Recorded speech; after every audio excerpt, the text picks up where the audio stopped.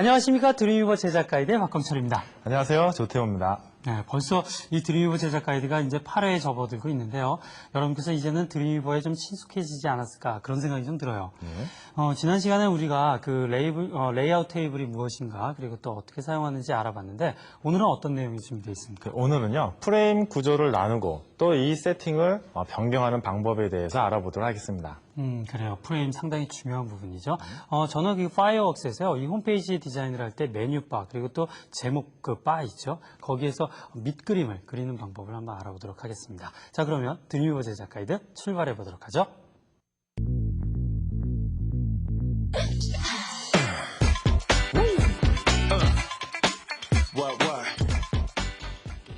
자, 오늘 본격적인 수업에 앞서서요, 지난 시간에 배웠던 내용을 잠시 되돌아보도록 하겠습니다. 지난 시간에는요, 레이아웃 테이블을 만들고 또 편집하는 것에 대해서 배웠죠. 기억하시겠지만 레이아웃 보기 기능과 또 표준 보기 기능 두 가지를 적절히 활용하셔서 어려운 레이아웃 구분도 쉽게 하실 수 있는 것, 여러분 직접 활용해 보시기 바랍니다. 오늘은요, 프레임을 나누고 또한 프레임을 어떻게 편집하는가에 대해서 알아보도록 하겠습니다. 자, 프레임이란 뭘까? 그 전부터 설명을 드려야겠죠? 프레임이란 한쪽 부분의 메뉴, 한쪽 부분의 본 화면, 컨텐츠가 나오게끔 하는 구성을 한번 생각을 해보세요. 왼쪽에 메뉴를 클릭했을 때 오른쪽에 새로운 내용이 나오고 그 아래 메뉴를 클릭했을 때 또 다른 새로운 메뉴가 나오고, 자, 이런 홈페이지 많이 보셨죠? 이것이 바로 왼쪽과 오른쪽이 프레임으로 나눠져 있기 때문에 왼쪽은 오른쪽에 나오는 것을 지정을 해줄 수가 있는 겁니다. 그러한 원리로 만들어진 사이트를 예를 들어서 보여드리자면요. 자, 지금 보시는 홈페이지를 잘 보시면요. 맨 처음엔 위아래 구분이 없어 보이지만 위쪽에 강의 내용이나 강의 자료실 등을 클릭하면 윗부분은 가만히 있고 아랫부분이 바뀐다는 걸 아실 수가 있죠. 윗부분은요, 어떠한 것을 클릭해도 변화가 없어요. 하지만 아랫부분은 클릭하면 다른 홈페이지로 연결이 돼서 또 다른 페이지가 나오게 되어 있는 거죠.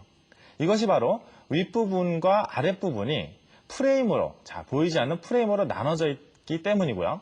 이 프레임을 위아래로 2등분을 했지만 왼쪽에 있다고 한번 생각해 보세요. 이렇게 프레임이 나눠져 있다면 왼쪽에 메뉴가 오고 오른쪽에 내용이 오고 이런 것도 가능하겠죠. 그리고 3단 프레임, 즉 위에 이렇게 나눠진 상태에서 이쪽에 하나를 더 나눈다든지 여러분들이 마음껏 프레임을 나누신 뒤 해당 내용을 원하는 프레임에 띄우게끔 할 수가 있습니다.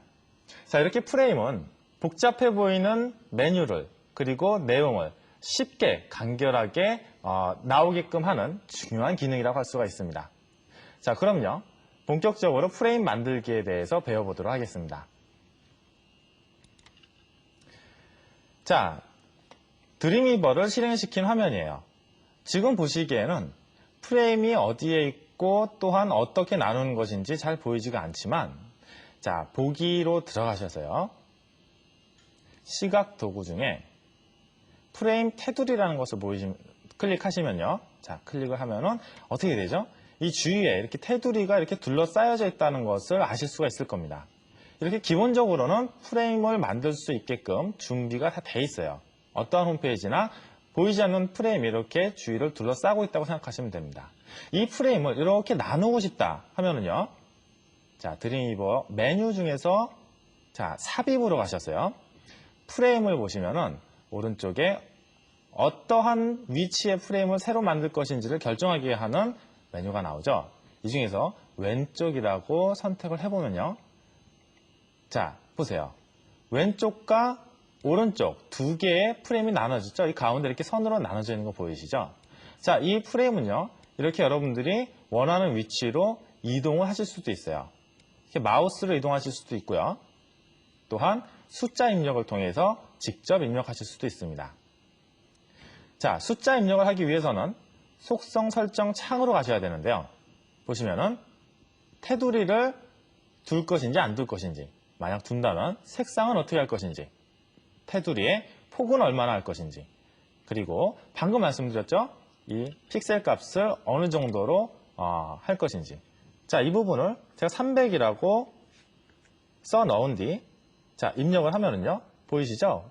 프레임이 이동한다는 걸요. 그리고 이렇게 위치를 바꿔주시면은 이 값이 자동으로 변하는 것도 여러분도 확인하실 수가 있을 겁니다. 자, 이렇게 프레임을 왼쪽과 오른쪽으로 나눴는데요. 자, 이번에는 오른쪽 이 부분을 한번 나눠보도록 하겠습니다.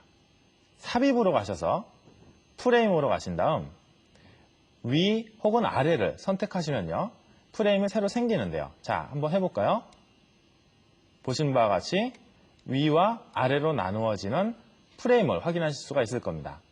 이 프레임이 필요가 없다 싶으시면은 없애실 수도 있어요. 없애는 방법은 아주 간단합니다. 자, 이렇게 마우스를 클릭하시고 이렇게 맨 끝으로 밀어버리시면 돼요.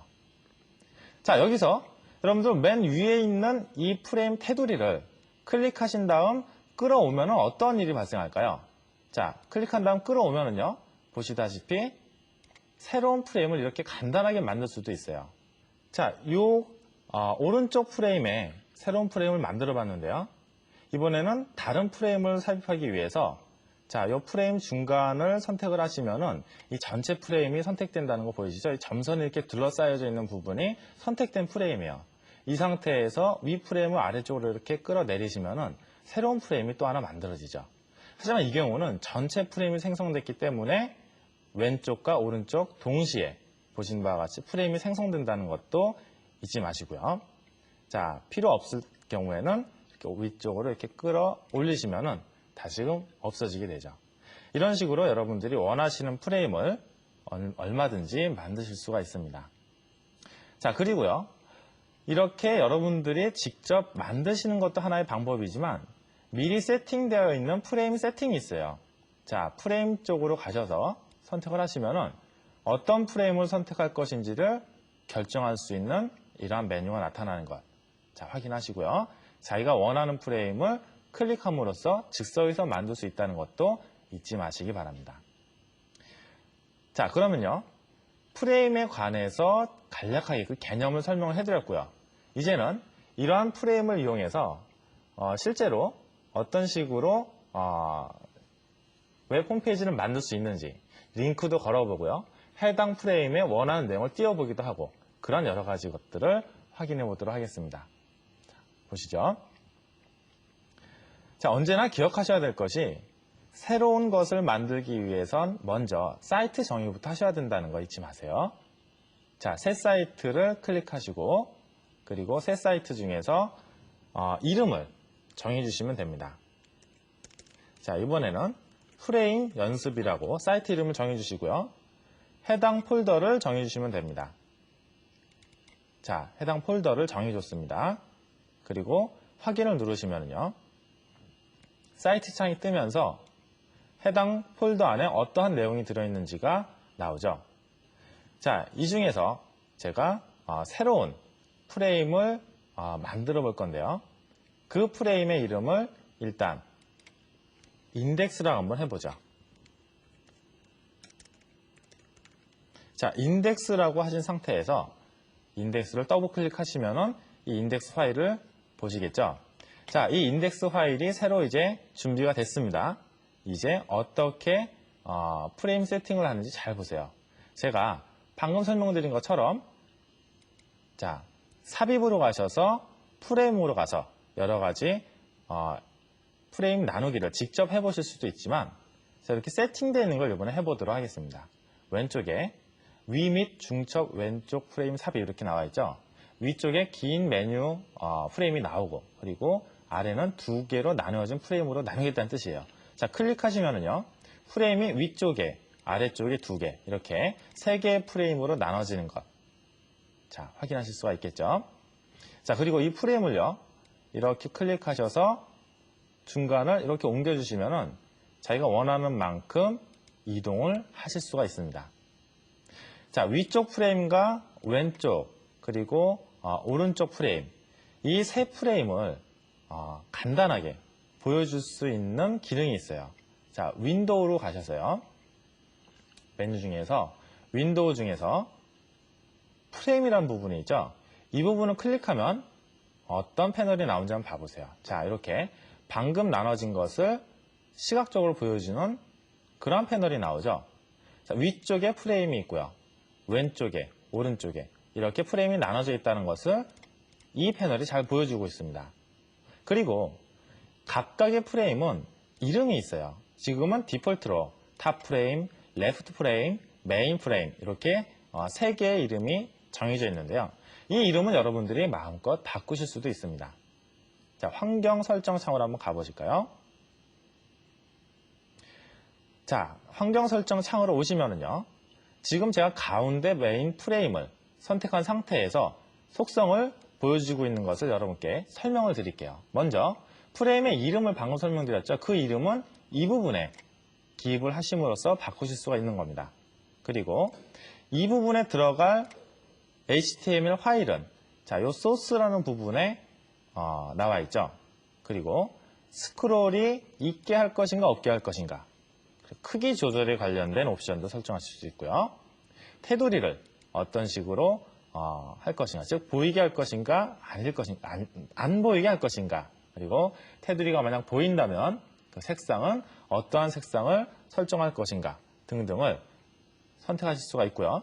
그리고 프레임의 여백 폭과 높이도 마찬가지로 세팅을 하실 수가 있습니다. 자, 이제 위쪽, 왼쪽, 오른쪽 세 프레임을 각각 한번 저장해 볼게요. 자, 저장하기 위해서 먼저 위쪽 프레임을 선택을 하시고요. 파일 메뉴를 누르셔야 됩니다. 그럼요, 프레임 저장이라는 메뉴가 있죠. 선택된 프레임을 저장하겠다는 뜻이에요.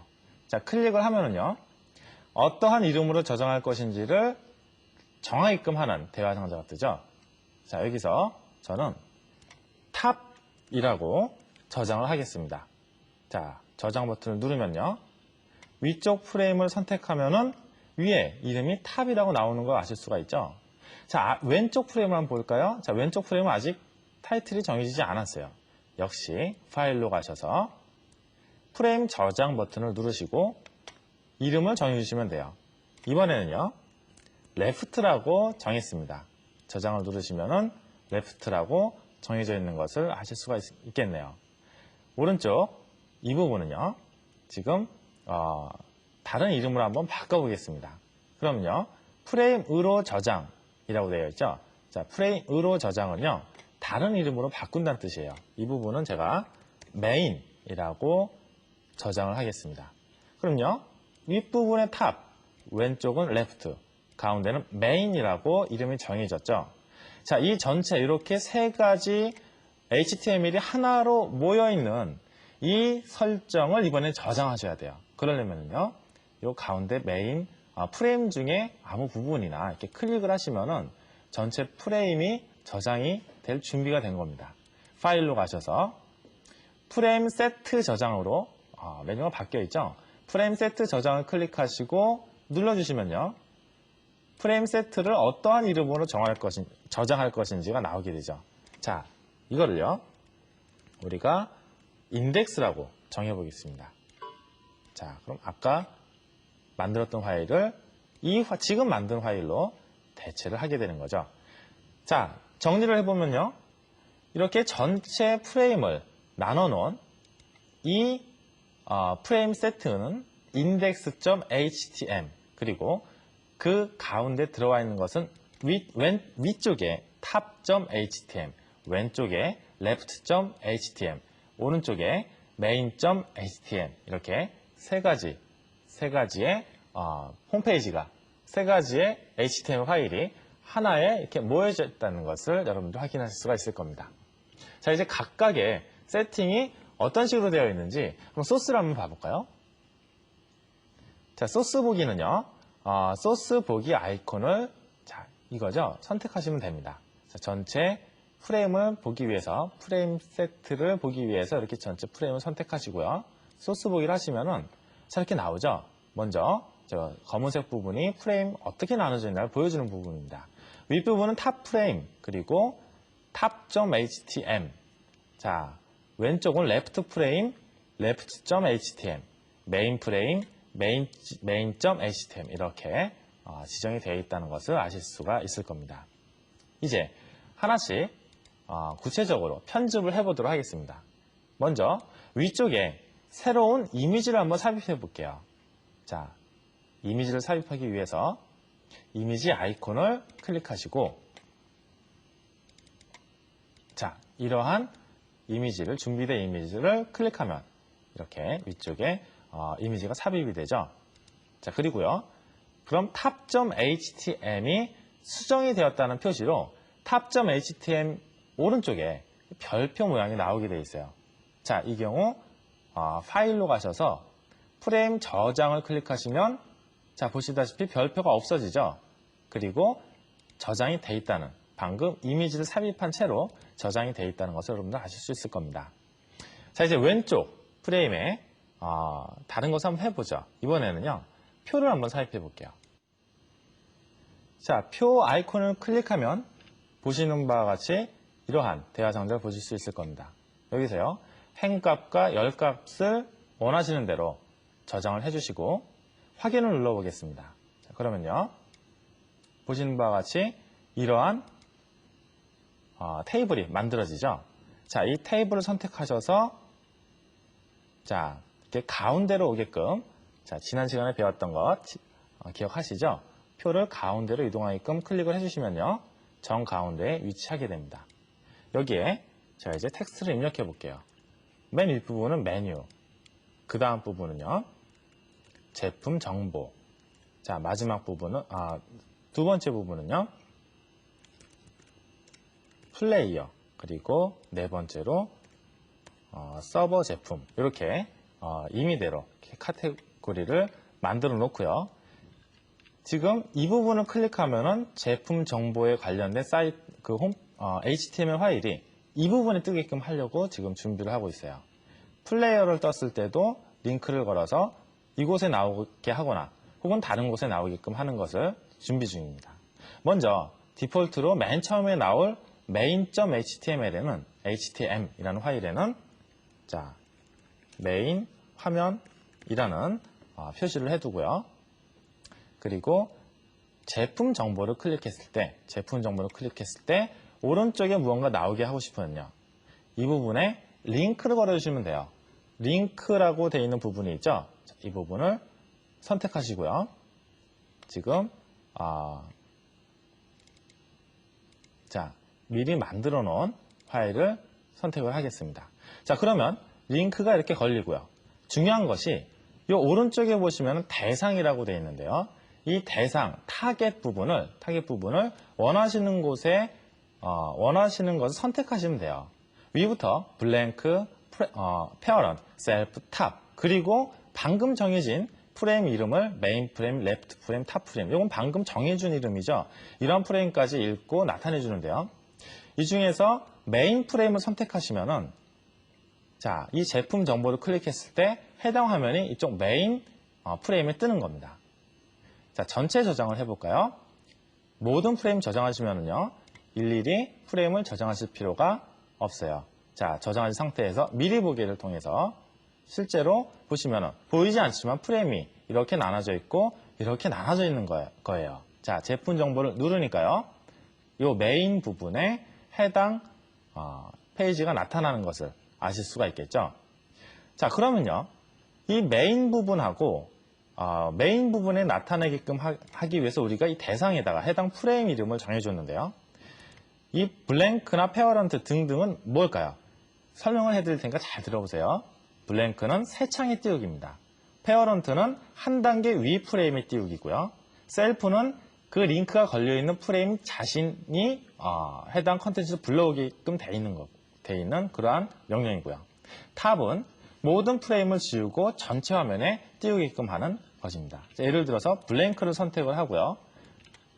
자, 제품 정보를 다시 한번 클릭을 하면은요, 보시는 바와 같이 새 창이 뜨면서 해당 파일이 나타나는 것을 보실 수가 있을 겁니다. 자, 오늘은 이렇게 해서요, 프레임을 어떻게 나누고 어떻게 세팅하는가에 대해서 배워봤습니다. 자, 오늘 강의는 여기까지입니다. 감사합니다.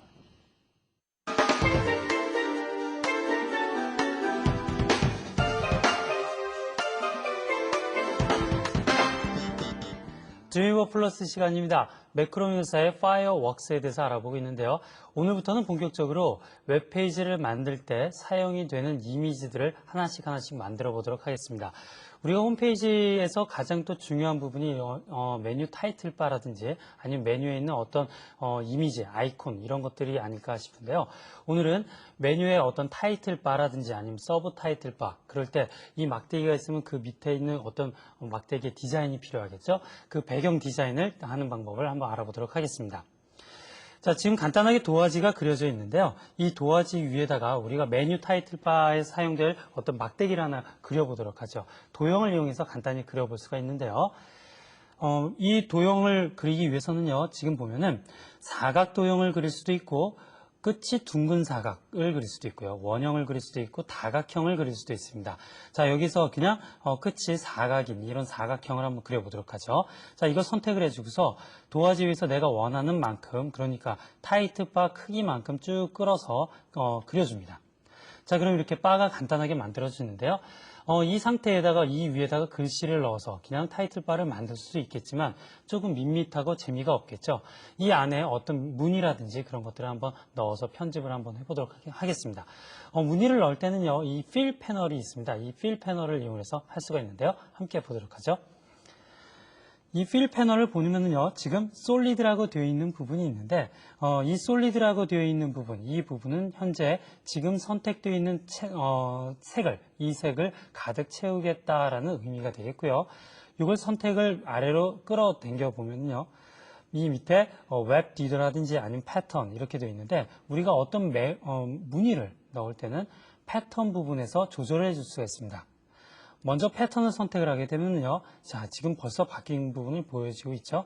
이 아랫부분에 서브 메뉴가 또 나오게 되는데, 이 서브 메뉴를 선택하게 되면 여러 가지 패턴 모양대로 우리가 그 메뉴 바를 변경시켜 줄 수가 있습니다.